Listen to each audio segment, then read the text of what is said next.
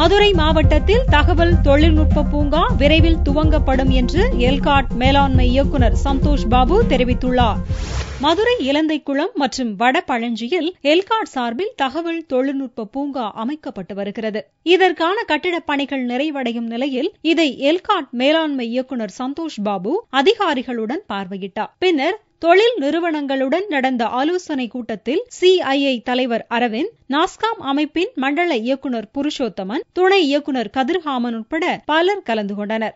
முன்னதாக செய்தியாளர்களிடம் பேசிய சந்தோஷ் பாபு, மதுரையில் 2 இடங்களில் அமைக்கப்பட்டுள்ள தகவல் தொழில்நுட்ப பூங்காக்கள் விரைவில் திறக்கப்படும் என்று கூறினார். மதுரையில் எல்காட் மூலமாக தகவல் தொழில்நுட்ப துறையில் இயங்கும் எல்காட் மூலமாக 2 தகவல் தொழில்நுட்ப பூங்காக்கள் உருவாக்கி இருக்கிறோம். ഒന്ന് ഇളന്തേക്കുളം 28 ഏക്കറിലും ഇന്നൊന്ന് 245 ഏക്കറിലും വടമ്പളഞ്ചി എன்ற വില്ലേജിലും. ഇളന്തേക്കുളത്തിൽ 28 ഏക്കറിൽ എൽകോട്ടിന്റെ സ്വന്തമായ ഒരു 63,000 സ്ക്വയർ ഫീറ്റ് ഉള്ള ഒരു IT പാർക്ക് ഉരുവാക്കിയിരിക്കും. இன்னும் 2 ஏஜென்சிஸ், 2 இன்ஸ்டிடியூஷன்ஸ், ஹனிவெல் 4.5 ஏக்கரும், இன்னொரு சாஃப்ட்வேர் டெவலப்மெண்ட் செல்லா சாஃப்ட்வேர் 4 ஏக்கரும் எடுத்திருக்கிறோம். ஸோ அதனால இந்த பில்டிங் கம்ப்ளீட் ஆயிருக்கு. இனாகரேஷனுக்காக நாங்கள் ரெடியா இருக்கிறோம். இந்த தொழில்நுட்ப பூங்கா மூலம் 100 சதுர அடிக்கு ஒருவருக்கு நேரடியாகவும் 2 மறைமுகமாகவும் வேலைவாய்ப்பு கிடைக்கும் என்றும் சந்தோஷ் பாபு தெரிவித்தார்.